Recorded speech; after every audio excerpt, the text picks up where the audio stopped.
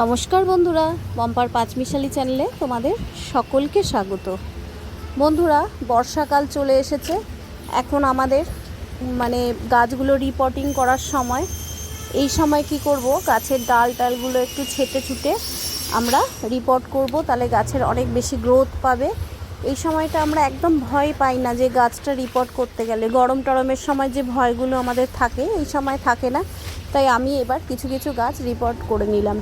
তো এই যে দেখো, এই গাছটা তোমরা বারবার দেখেছো, এটা আমার সেই লংবেরি, পাকিস্তানি লংবেরি গাছটা।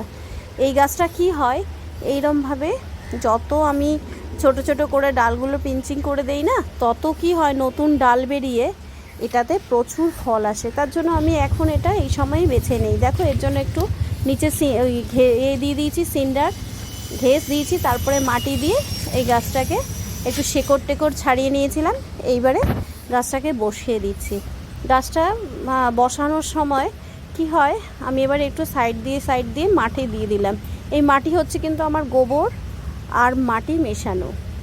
হ্যাঁ, আর আমি ওটা দেখাতে ভুলে গেছি তোমাদের প্রথমেই, কিন্তু ঘেস দেওয়া রয়েছে অনেকটা, সিন্ডার বা ঘেস বা কাঠকয়লা, ইটের কুচি, যে যা নিচে পারছো দিয়ে নাও।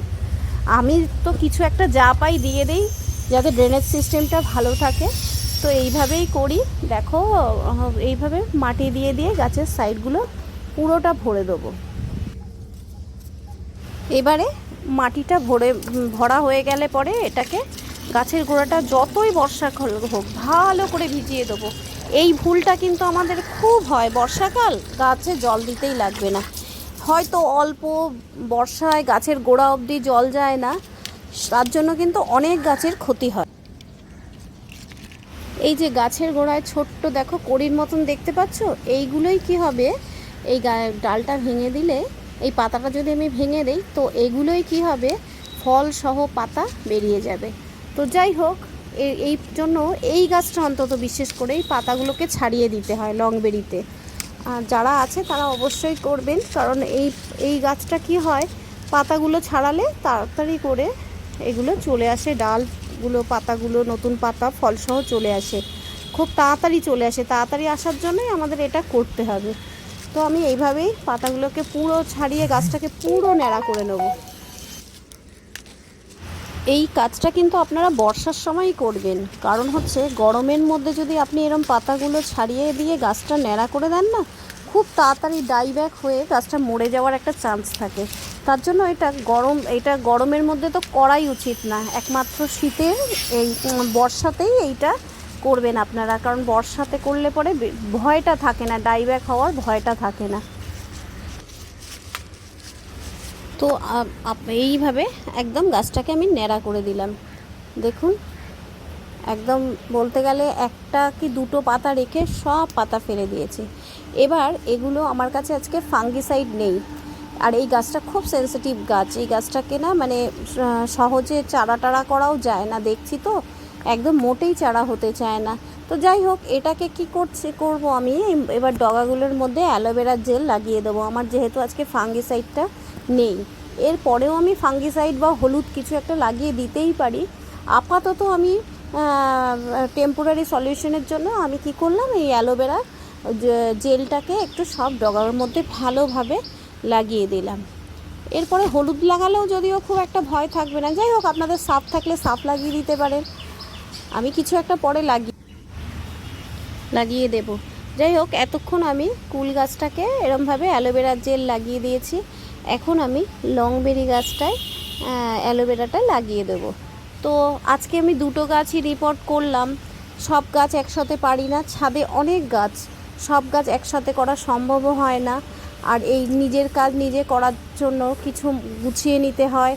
আমি নিজেই ঠিক করে নিই, আজকে এই দুটো গাছ রিপোর্ট করব, আজকে এই গাছগুলোয় খাবার দেব। হ্যাঁ, তো এভাবেই আমি করি। তো যাই হোক, রিপোর্টগুলো শেষ করে নিলাম। আজকে আমার ছাদে মা এসছে, মা আমাদের বাড়িতে অনেক দিন বাদে আসলো, ছাদে এসছে। এটা কি গাছ নিলে? কুমড়ো গাছ, মিষ্টি কুমড়োটা। চাল কুমড়ো গাছ নেবে, ওইখানে রয়েছে, চলো এখানে রাখো, এখানে রাখো।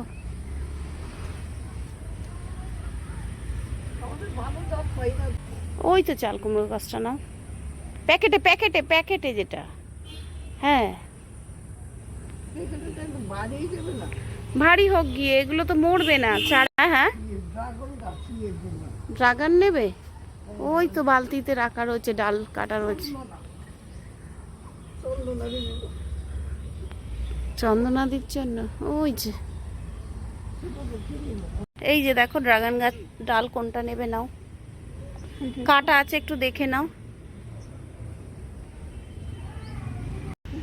কি হলো, মিষ্টি কুমড়ো, চাল কুমড়ো আর ড্রাগন, আর কি নেবে?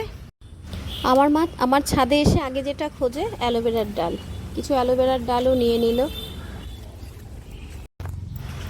দেখো বন্ধুরা, অত্যাধিক গরমের জন্য পরের বছর হয়তো আরও বেশি গরম আসবে, আমি সারাটা ছাদ কিন্তু নেট লাগিয়ে নিয়েছি। তোমরাও আস্তে আস্তে করে সেরে ফেলো, দুটো একটা গাছ বসাও, এরকম লতানো গাছ ছাদে দিয়ে দিলে পুরো ছাদটা গরমও হবে না, বেশ ভালো থাকবে, ঠান্ডায় ঠান্ডায় আমরা থাকতে পারবো। এই সময় কিন্তু গাছ লাগানোর আদর্শ সময়, এই সময় যে যা পারো গাছ লাগিয়ে নাও, কারণ হচ্ছে এই সময়টা গাছ মরা টরার ভয় খুব কম থাকে। তো যারা এখনও শুরু করছো না, আস্তে আস্তে শুরু করে দাও, দেখো কোনো ব্যাপার না, একটা দুটো গাছ করতে করতে তোমার ছাদটাও ঠিক ভরে উঠবে। দেখো একটা সাধারণ উচ্ছে গাছ, সেই উচ্ছে গাছটায় জানো তো আমি এত আনন্দ পেয়েছি, এটাতে সেরকম কিছুই আমি যত্ন করিনি, কিন্তু অনেক উচ্ছে হয়েছে।